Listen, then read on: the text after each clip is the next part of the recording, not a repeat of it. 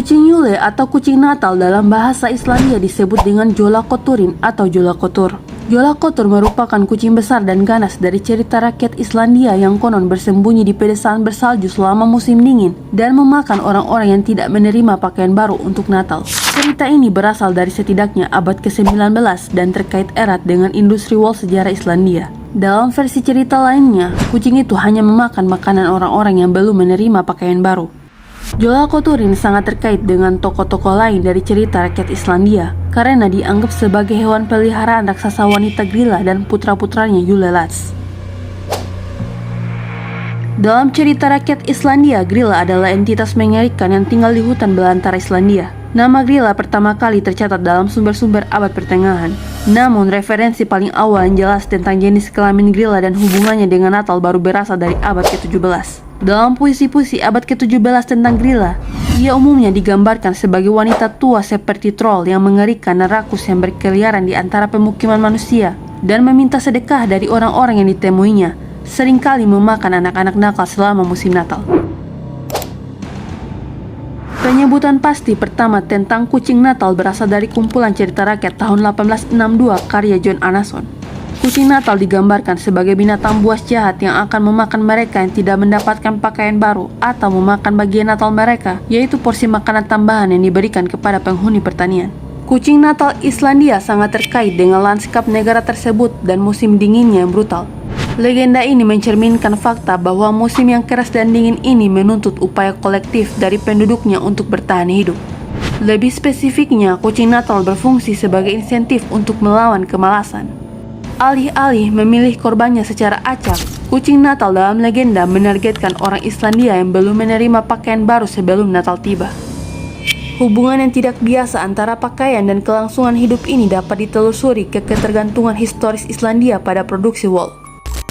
Peternakan domba merupakan pilar penting ekonomi Islandia, dan mempersiapkan wool untuk bulan-bulan musim dingin yang panjang membutuhkan kerja keras menjelang musim dingin.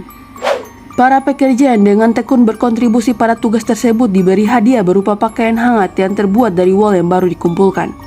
Ini merupakan sebuah hadiah penting di iklim Islandia yang keras. Sementara itu, mereka yang mengabaikan tugas atau dianggap malas berisiko menghadapi lebih dari sekedar ketidaksetujuan. Mereka tidak akan menerima pakaian baru. Menurut cerita tersebut, siapapun yang tidak mendapatkan pakaian baru pada malam Natal itu menyiratkan kurangnya ketekunan mereka di musim dingin dan akan menjadi korban kucing Natal yang lapar. Melalui sudut pandang ini, mitos kucing Natal memiliki dua tujuan moral.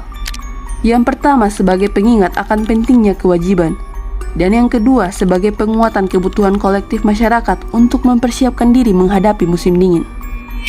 Jadi tak pelak lagi bagi masyarakat Islandia, makhluk berbulu lebat yang menjadi tokoh cerita rakyat ini merupakan motivator penting sekaligus pengingat yang mengerikan tentang konsekuensi kemalasan dan simbol pentingnya ketekunan dalam bertahan hidup.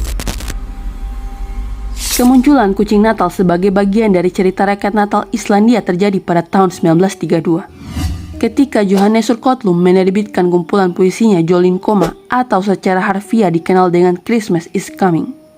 Salah satu puisinya, Jólakötturinn, berpusat pada monster pemakan manusia yang namanya sama dengan judul puisi tersebut, dan kemudian menjadi bagian umum dari perayaan dan dekorasi Natal di Islandia. Puisi Jólakötturinn dalam buku tersebut menggambarkan kucing Natal dengan bait-bait yang kemudian diadaptasi menjadi lagu pada tahun 1987 oleh Björk, yang terjemahannya kurang lebih berbunyi, "Jika mereka mendengar meongnya di luar, semua orang langsung merasa tidak senang. Semua tahu ia memburu manusia dan ia tidak menginginkan tikus."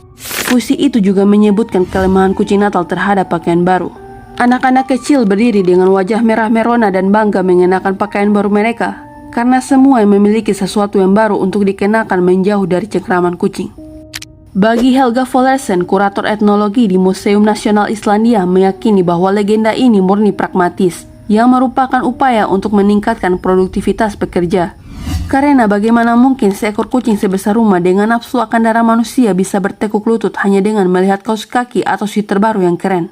Follersen mengatakan, selama bulan-bulan musim dingin yang panjang dan gelap, aktivitas utama di pertanian adalah mengolah wool, dan itulah yang menyita sebagian besar waktu rumah tangga. Orang-orang miskin mereka tidak mampu bermalas-malasan, dan karena itu saya percaya kisah kucing Natal mendorong orang untuk bekerja lebih keras. Di zaman modern, kucing Natal tetap dipertahankan sebagai simbol budaya dan tradisi Islandia yang unik. Pengunjung ibu kota Islandia, Reykjavik, selama musim liburan mungkin akan menjumpai patung-patung kucing tersebut sebagai motif yang berulang sepanjang perayaan Natal.